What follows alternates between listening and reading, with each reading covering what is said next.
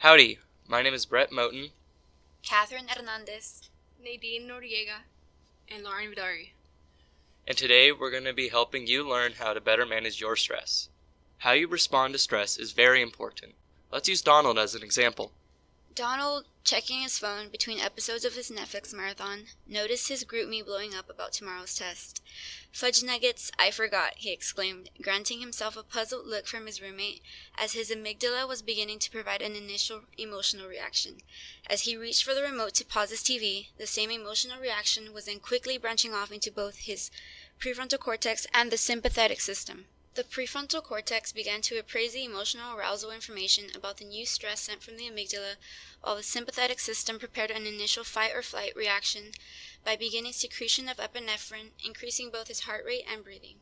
His palms began to sweat as his next few reactions and responses would decide if he would find success or failure in the following day's test. Now let's go over the biopsychosocial model, and first, the successful and adaptive approach that you should use. The Donald that was successful was able to take an adaptive approach. He went into flight mode.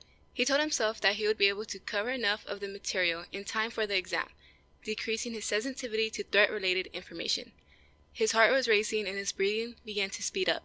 But instead of breaking down, his prefrontal cortex reappraised this information. This allowed him to turn this information into positive appraisals, only making Donald excited and eager to use the available time, resources he had left to study. He was taking this stress-related arousal and made it functional, so he put aside his phone and took out his notes and textbook out instead. Donald was able to study a good amount of time and came out with a decent grade, but he was even more proud of the fact that because of his approach, he now improved his ability to cope with future stressors. Now let's go over the threat avoidance approach that unsuccessful Donald used. Unsuccessful Donald was in complete shock. Instead of appraising the information, his sympathetic system went into flight mode. His prefrontal cortex turned this information into negative appraisals rather than positive. He took a threat avoidance approach. Since he figured there was no time to study for his tests, he ignored the stressor and decided to find a different way to pass. Although feeling guilty, Donald took the test and copied off one of his classmates and passed. On future tests, he used the same strategy. However, in college it was hard for him to copy due to being given different test forms.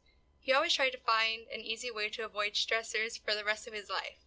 This led him to fail many times, and he never got his dream job. Thank you for listening, and I hope this has helped you learn how to better manage your stress.